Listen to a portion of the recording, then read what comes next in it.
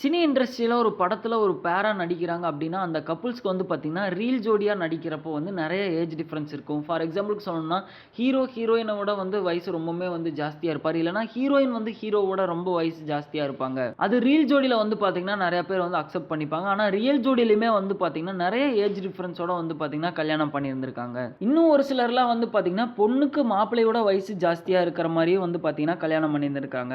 So cine இண்டஸ்ட்ரிக்குள்ளார வந்து reel ஜோடியா நடிக்கிறப்ப எந்த அளவுக்கு ஏஜ் டிஃபரன்ஸோட நடிச்சாங்களோ, அவங்கள்ல ஒரு சிலரே வந்து பார்த்தீங்கன்னா, ரியல் லைஃப்ல ரியல் ஜோடியா மாறி இருந்திருக்காங்க. ஸோ அந்த வகையில பார்க்குறப்ப சூப்பர் ஸ்டார் ரஜினிகாந்த் சாரும், லதாக்கும் வந்து பார்த்தீங்கன்னா 8 இயர்ஸ் டிஃபரன்ஸ்ல வந்து மேரேஜ் பண்ணியிருக்காங்க. அதே மாரி தமிழ், தெலுங்கு, மலையாளம், ஹிந்தி எல்லா லாங்குவேஜஸ்லயும் நடிச்ச அசினும், ராகுல் சர்மாவும் வந்து பார்த்தீங்கன்னா 10 இயர்ஸ் டிஃபரன்ஸ்ல மேரேஜ் பண்ணியிருக்காங்க. அதே மாரி தலையோட அடுத்த படமான AK-59 ரெடி பண்ணிட்டு இருக்கிற போனி கபூர் அண்ட் லேட் ஸ்ரீதேவி வந்து பார்த்தீங்கன்னா 8 இயர்ஸ் டிஃபரன்ட்ல மேரேஜ் பண்ணியிருக்காங்க.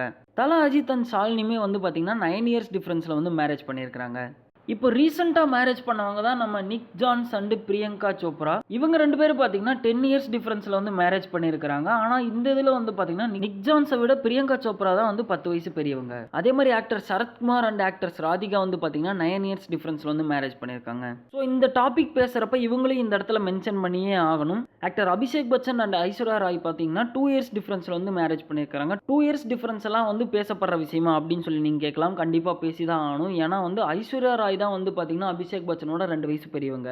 அதே மாதிரி தமிழ், ஹிந்தி, தெலுங்கு, மராத்தி, மலையாளம், கன்னடம் இந்த மாதிரி எல்லா லாங்குவேஜஸ்லயுமே வந்து பூந்து வளர்ன ஜெனிலியா அண்ட் ரித்தேஷ் தேஷ்முக் வந்து பார்த்தீங்கன்னா 10 இயர்ஸ் டிஃபரன்ஸ்ல வந்து மேரேஜ் பண்ணியிருக்காங்க. அதே மாதிரி இவர் பார்த்தீங்கன்னா பாலிவுட்லேயே ஒரு மிகப்பெரிய கிங், பாலிவுட்ல கொடிகட்டி பறந்துட்டு இருக்கிறாரு அப்படின்னு கூட சொல்லலாம் நம்ம சஞ்சய் தத். இவரும் இவரோட ஒய்ஃபான மனிதா தத் 2 பேரும் வந்து 20 வருஷம் டிஃபரன்ஸ்ல வந்து கல்யாணம் பண்ணியிருக்காங்க. ஆக்டர் ஃபகத் ஃபாசில் அண்ட் நஸ்ரியா வந்து பார்த்தீங்கன்னா 12 இயர்ஸ் டிஃபரன்ஸ்ல வந்து மேரேஜ் பண்ணியிருக்காங்க.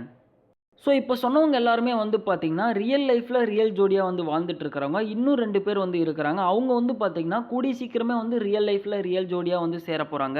ஆக்டர் விஷால் அண்ட் அனிஷா வந்து பார்த்தீங்கன்னா 14 இயர்ஸ் டிஃபரன்ஸில் வந்து மேரேஜ் பண்ணிக்க போகிறாங்க. அதே மாதிரி actor Arya and actor Sayyeshaa வந்து பார்த்தீங்கன்னா 17 இயர்ஸ் டிஃபரன்ஸில் வந்து மேரேஜ் பண்ணிக்க போகிறாங்க.